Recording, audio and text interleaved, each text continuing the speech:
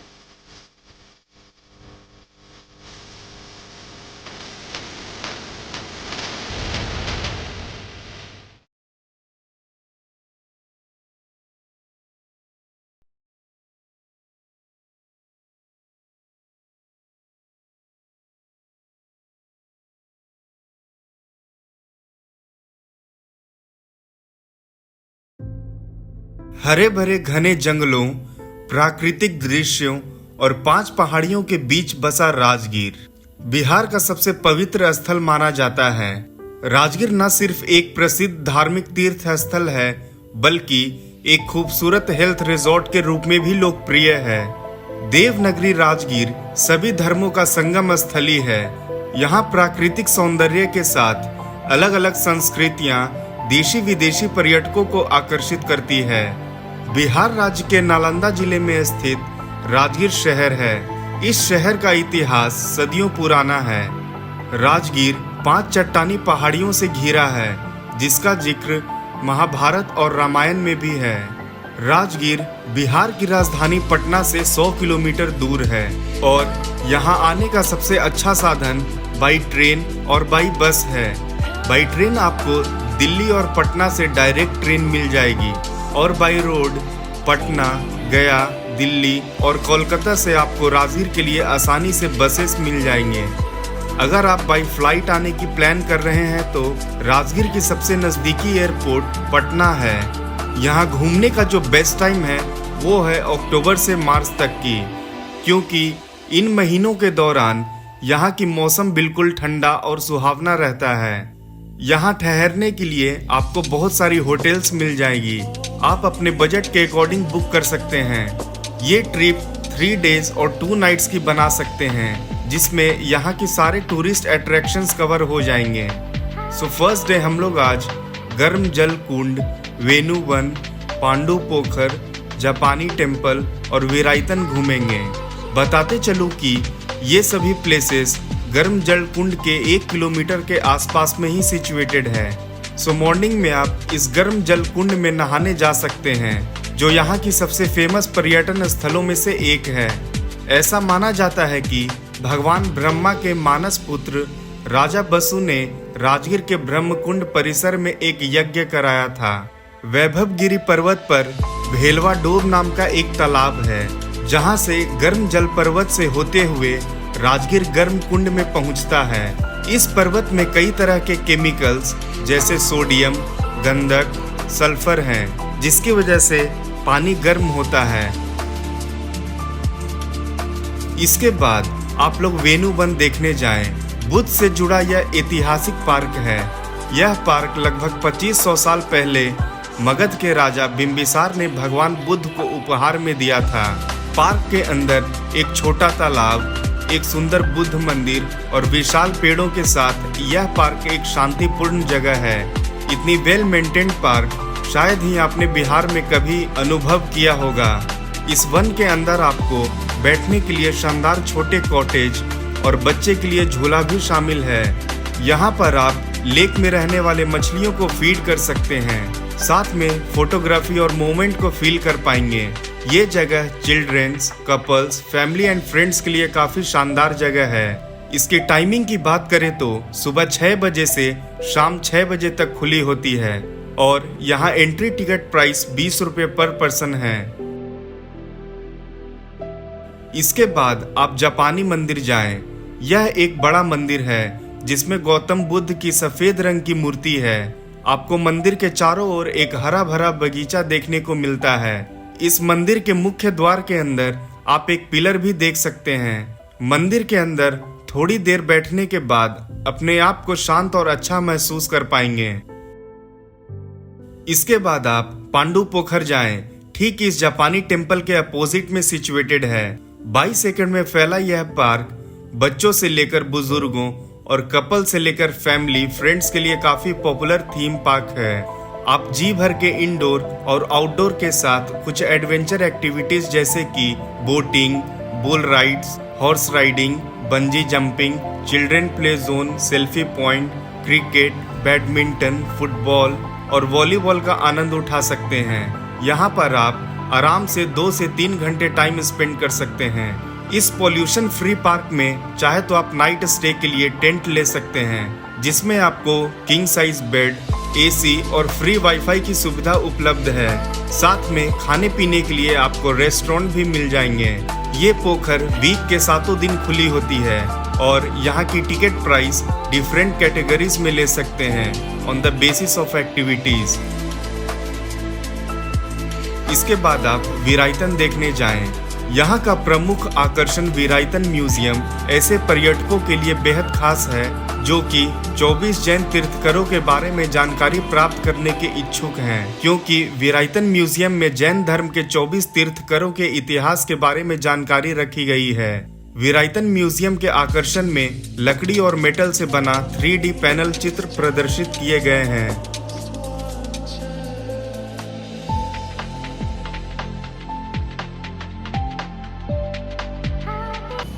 तो राजगीर में खाने पीने की अगर बात किया जाए तो इस राजगीर कुंड के ठीक अपोजिट साइड में यहाँ पे बहुत सारी रेस्टोरेंट्स हैं जो आपको प्योर वेज खाना यहाँ पे मिल जाएंगे।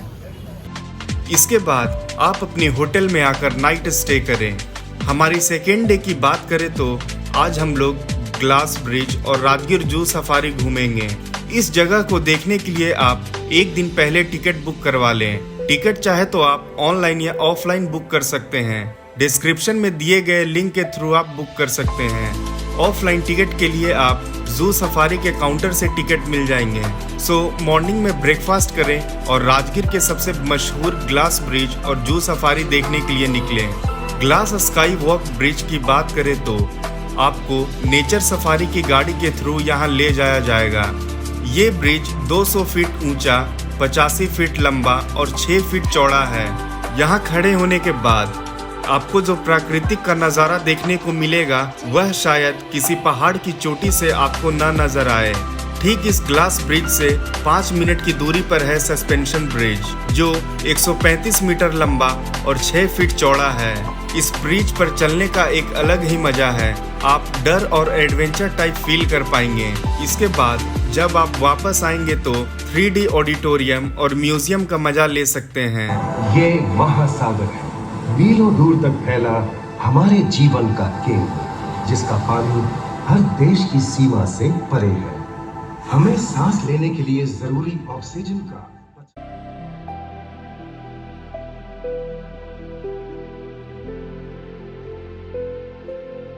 इसके बाद आप जू सफारी देखें। सफारी बस में बैठे बैठे एक से एक जानवर देखने को मिलते हैं। पूरी तरह जंगल जैसे माहौल में आपको शेर, बाघ, भालू, हिरन जैसे जीव घूमते फिरते नजर आएंगे। जू सफारी हर सोमवार को बंद रहती है। यहाँ की टिकट प्राइस की बात करें तो आपको ग्लास ब्रिज, सस्पेंशन ब्रिज और 3D ऑडिटोरियम के लिए 300 रुपये चार्ज लगते हैं। वहीं जू सफारी की बात करें तो 250 रुपये पर पर्सन के लगते हैं। इसके बाद आप स्वर्ण भंडार जा सकते हैं। यह वो सोने का भंडार है जहां मौर्य शासक बिंबिसार का कीमती खजाना छुपा है, जिसे आज तक कोई नहीं खोज पाया है। यहाँ से सोना निकालना लगभग नामुमकिन है। दरअसल यहाँ एक रहस्यमय दरवाजा है जिसे आज तक कोई भी खोल नहीं पाया है। यह देखकर आप हैरान रह जाएंगे। इसके बाद आप राजगीर के लोकल मार्केट को एक्सप्लोर करें और फिर नाइट स्टे करें। हमारी थर्ड डे की बात करें तो आज हम लोग शांति स्तूप, घोड़ा कटोरा लेक और जल मंदिर देखेंगे। सो मॉर्निंग में आप ब्रेकफास्ट करने के बाद विश्व शांति स्तूप देखने के लिए निकले।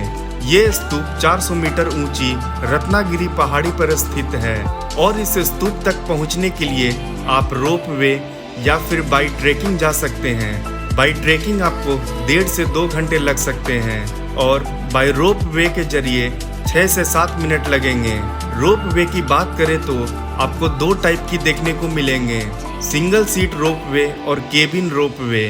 अपने इच्छा अनुसार किसी पर भी जा सकते हैं, लेकिन मैं यही रिकमेंड करूंगा कि आप यंग एज टाइप हैं तो सिंगल सीट रोप वे से जाएं, जिसका अलग अनुभव होगा।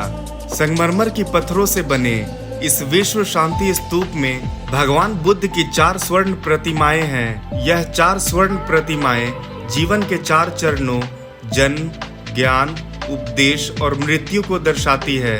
इस स्तूप से पूरी राजगीर की अनोखे नज़ारे का आनंद ले सकते हैं। यहाँ पर आप प्राचीन नालंदा से जुड़ी यहाँ के हैंडीक्राफ्ट्स जैसी चीजों को खरीद सकते हैं और साथ में यहाँ पर स्नैक्स भी मिल जाएंगे।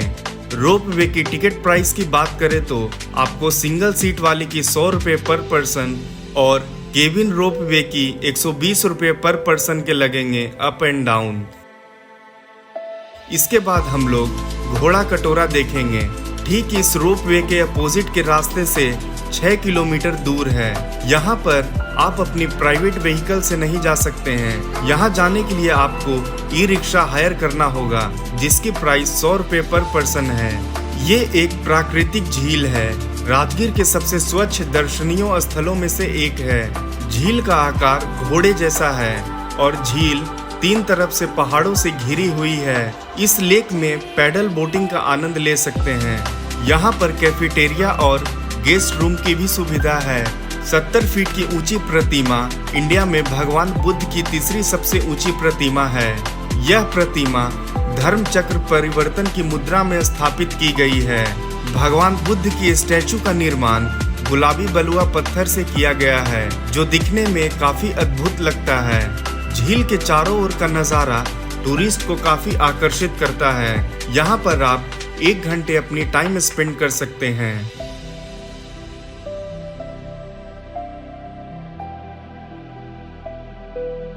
इसके बाद आप जल मंदिर देखने के लिए निकले, जो राजगीर से करीब 18 किलोमीटर की दूरी पर सिचुएटेड है। जल मंदिर पावापुरी जैन धर्म के लिए एक काफी प्रमुख तीर्थ स्थल है। भगवान महावीर को इसी स्थल पर मोक्ष यानी निर्वाण की प्राप्ति हुई थी। यह वही जगह है जहां भगवान महावीर ने ज्ञान प्राप्ति के बाद अपना पहला और आखिरी उपदेश दिया था। भगवान महावीर ने इसी जगह से विश्व को अहिंसा के साथ जियो और जीने दो का संदेश दिया था। जल मंदिर का भव्य सरोवर कमल के फूलों से भरा पड़ा है। लाल कमल के फूल से भरे जल मंदिर के तालाब के पास जाकर आप शांति का अनुभव कर पाएंगे। यह जल मंदिर देखने के बाद आप विश्व की सबसे फेमस यूनिवर्सिटी नालंदा यूनिवर्सिटी देखने जा सकते हैं, जिसके पीछे काफी हैरान कर देने वाली कहानी छिपी है। इस यूनिवर्सिटी की स्टोरी देखना चाहते हैं तो मैंने इसकी एक अलग से वीडियो बनाया है, जिसकी लिंक डिस्क्रिप्शन बॉक्स में है। तो दोस्तों, ये थी हमारी राजगीर की पूरी टूर प्लान। और यहाँ घूमने का ओवरऑल बजट की बात करें तो आपको 6 से 7 हज़ार रुपये लग सकते हैं। अगर वीडियो अच्छा लगा हो तो लाइक और चैनल को सब्सक्राइब जरूर करें।